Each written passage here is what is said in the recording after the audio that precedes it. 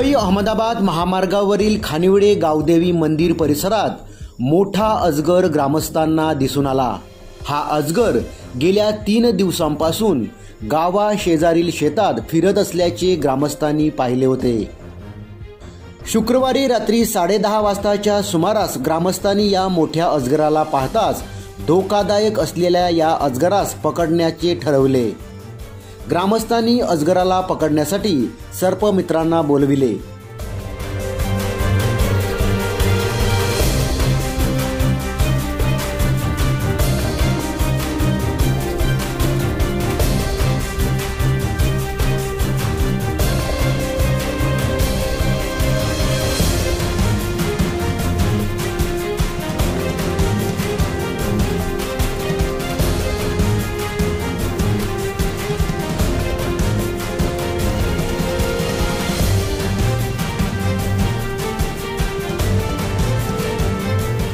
आपण पाहू शकता जवळपास 10 फूट लांब असलेला हा